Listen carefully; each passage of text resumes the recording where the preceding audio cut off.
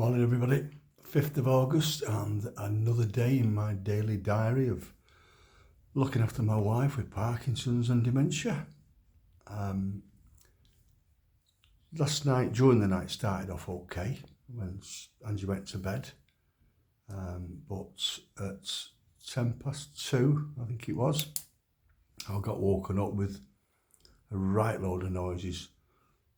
Fidgety legs were going, that dyskinesia thing, with the legs, and really bad, and real loud humming and like a grunter, but it was louder than normal last night. And no matter what I did, I couldn't get her to calm down. I give her that popper thing that she's got. I give her that. I got out of bed, I uncovered her, I covered her. I stroked her arm, talked to her, tried to keep her calm.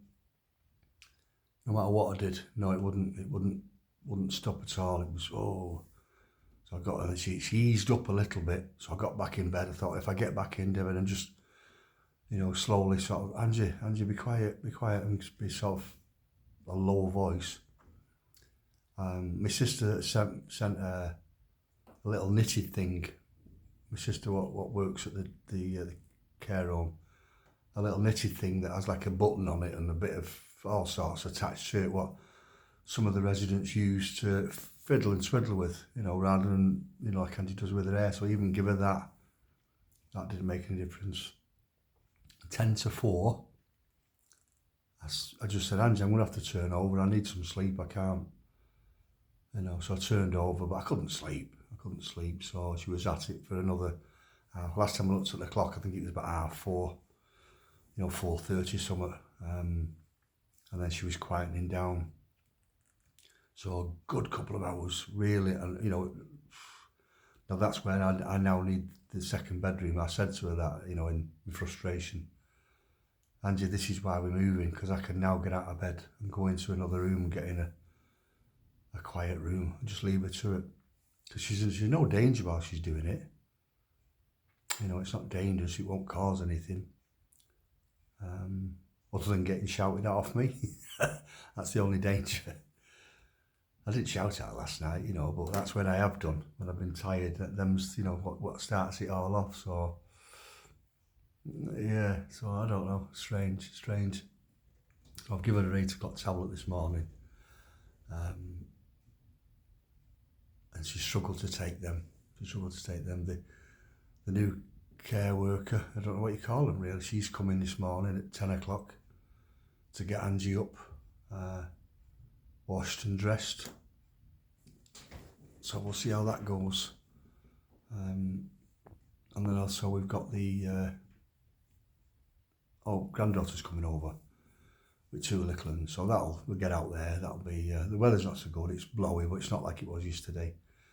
So we'll get out, so that'll be a welcome change, get out and have a nice day with them as well, So I got a call off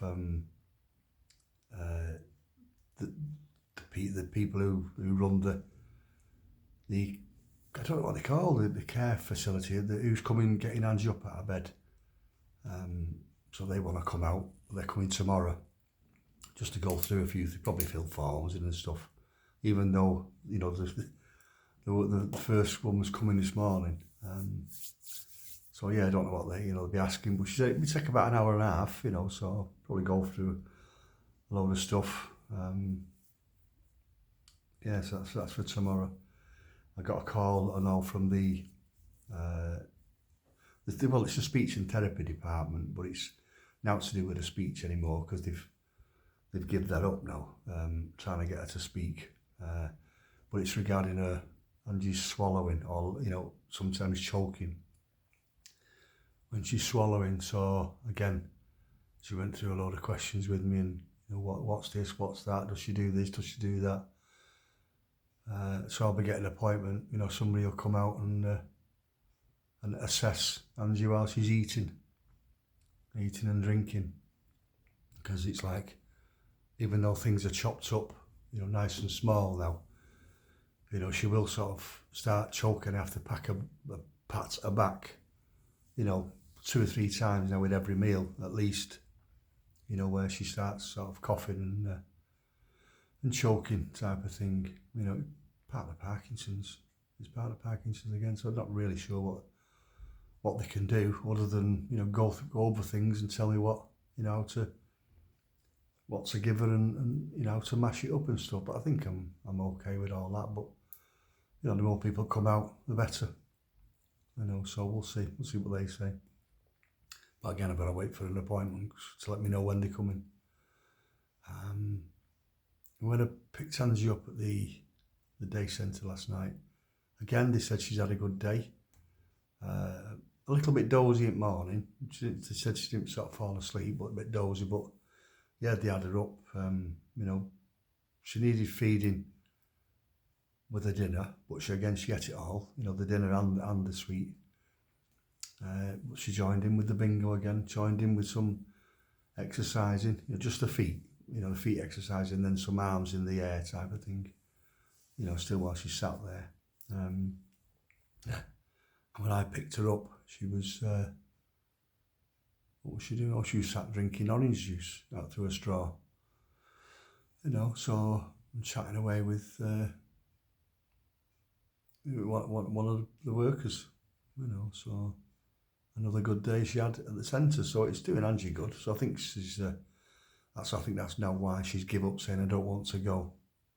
You know, I think she's enjoying it now, realising it's good for her own mind as well as mine, because that was the idea of it really, was for me, you know, first and foremost, but it's really beneficial for Angie. So I'll see you Thursday, Angie, they're all saying, and she's nodding and just smiling, you know, so yeah. And then we went to Angie's sister's for a brew as usual on our Monday, and then we went viewing that 4-bedroom bungalow. It's nice. It's nice. It's certainly a contender now. It's been on the market for a while because they've had to wait for probate. So there's a few people. They've had quite a lot of viewings. So we'll see. It's got fitted bedrooms in, but they're a bit sort of dated. But apart from that, there's enough rooms. So yeah, I'm going to give it some serious thought today. Front and back garden need a bit of work doing, but you know, nothing that can't be solved. So yeah, it's in the running, this one, as we say. It's a contender. And then straight home, and even while we was going round the bungalow, because Angie's sister come with us again, she was sat in a chair, but legs were going and head were back, and she would do that because I could see the estate agent keep looking at her.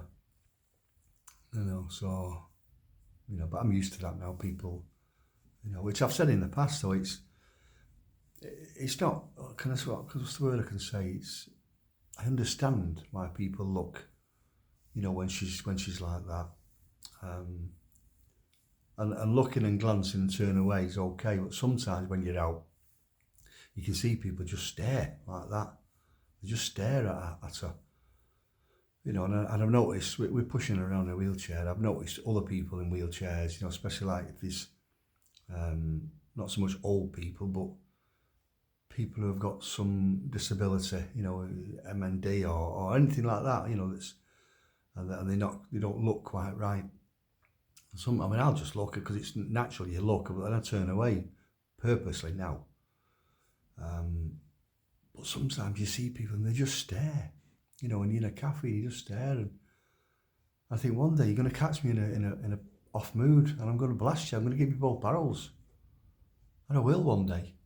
I will. It's not nice. Not nice. It's natural to glance and see somebody who's, what should I say, not sat or sat out of the ordinary. You know, it's, have a look by all means, but don't keep staring.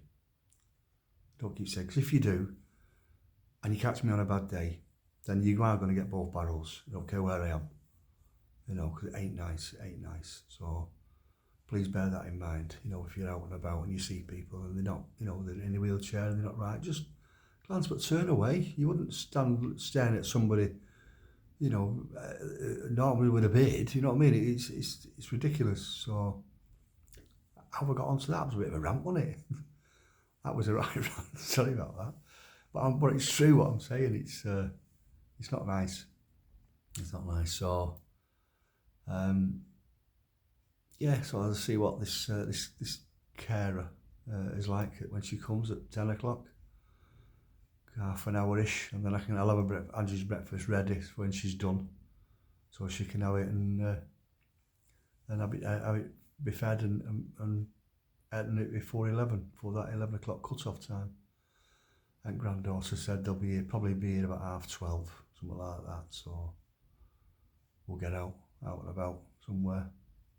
Another small fortune with them two little ones. I say little ones, they're 8 and 10.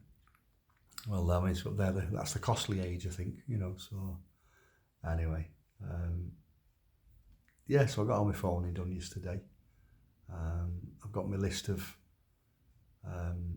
respite homes. Well, they're supposed to be coming through on an email, local ones, so I'll go through them after and get them in place. She did say they don't come free. You can use your units. Well, I've been granted some units, respite units, either to use, in the day centre or whatever, but for an overnight stays, it will cost you £59 something, so just short of 60 quid. On top of whatever they get, for it. So I'll work out a bit expensive if she goes in for a week, won't it? No. Or again, like I said in the past, maybe it'd be cheaper to buy 2 one-way tickets to France and come back by a dinghy. I think we'd get it seen to then. Don't get me going on that one. Right, I'm going to get off before I do, because that's some things like that really, it boils my blood. So I'm trying to stay positive today, have a good day. So again, as usual, please press your like buttons, follow me, send me your comments, save me in your favourites, forward these videos on, please, just to get it out there, like I keep saying. And a last minute thing about my granddaughter's 13-mile trek on Saturday. If you check my profile, there's a link there for a Just Giving page. She's doing it in aid of Alzheimer's, because and Anne's got the dementia bit, and she's got the dementia bit which comes under the Alzheimer's umbrella. So a couple of quid or not, it doesn't matter, but just check it anyway.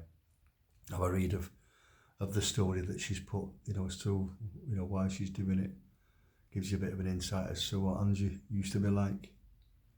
Okay, I'm going to get off now. So again, as per usual, you take care now. Bye.